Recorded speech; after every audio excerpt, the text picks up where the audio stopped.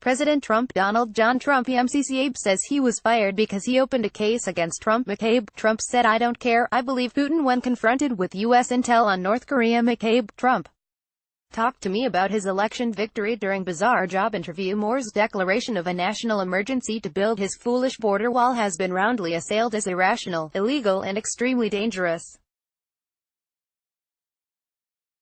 As a matter of the Constitution's Appropriations Clause, which puts funding decisions in Congress's hands, as well as the overall separation of powers, he is indeed playing with fire. The criticisms are well-founded, and they come from both sides of the political aisle. That Republicans have joined Democrats to denounce this reckless maneuver is remarkable given their 2 years of shrugging off serial body blows to the rule of law and norms of civility, decorum and truth from this president. From the standpoint of Trump's own hide, however, the national emergency declaration is not altogether irrational. Perhaps it reflects a steely-eyed realization that soothing his base in a bid for re-election might be the only thing standing between him, an indictment, and possibly jail time. The reason is that there is, in general, a 5-year statute of limitations for federal crimes. It's not hard to do the math. If Trump fails to win a second term, he will become a private citizen the day he leaves office. Federal offenses committed within the 5 preceding years could still be charged. This period of time would include the months leading up to the 2016 election, during which Russians, WikiLeaks and people connected to the Trump campaign took steps to collaborate around election-related data that would damage Hillary Clinton. Hillary Diane Rodham Clinton female MC double standard in Klobuchar accusations. Klobuchar, O'Rourke visit Wisconsin as 2020 race heats up. McCabe's shocking claims prove the bloodless coup rolls on more and help Trump. Imagine Trump boarding the Air Force Two helicopter, waving at cameras in his last White House cameo, only to disembark to a cadre of federal agents waiting to arrest him for crimes falling within the statute of limitations. Take, for starters, the Southern District of New York's public indictment alleging Trump participated with Michael Cohen in a criminal violation of the federal campaign finance laws. An indictment naming Trump as a defendant in that scheme could be sitting in a file right now, ready to spring into action once Trump is no longer president, and no longer shielded from federal criminal charges by virtue of that office.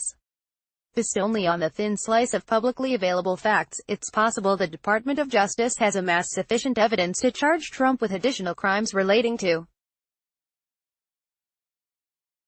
Russia's interference in the 2016 election, including conspiracy to defraud the United States, obstruction of justice regarding special counsel Robert Swan Mueller sauce. U.S. should applaud choice of Mueller to lead Russia probe. Moore's investigation campaign finance-related crimes stemming from the Trump inaugural committee, witness tampering in connection with congressional investigations, financial crimes relating to Trump's personal taxes or the Trump Organization, including possible tax fraud, bank fraud, or money laundering. Staunch MAGA followers might assume, at a minimum, that were it not for the internal DOJ guidance frowning upon the prospect of indicting a sitting president, prosecutors would charge Trump with trumped-up crimes if they could. Yet, if Trump gets a second term, he will continue as president, and the current DOJ policy against indicting the president would immunize him from prosecution.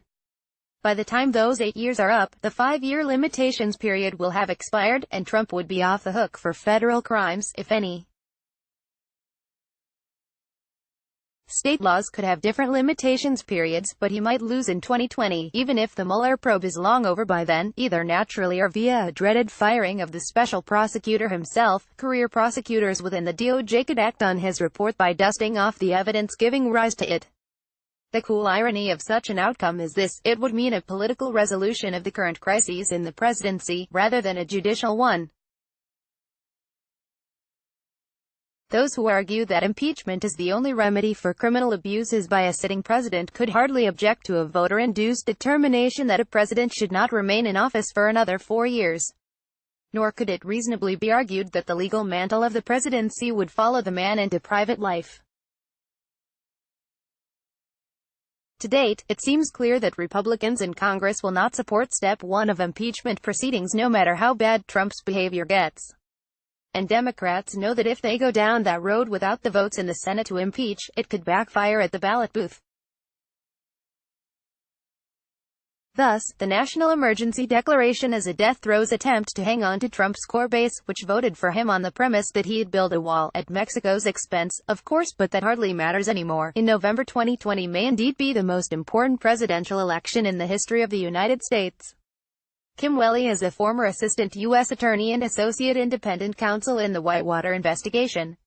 Welly is a professor at the University of Baltimore School of Law.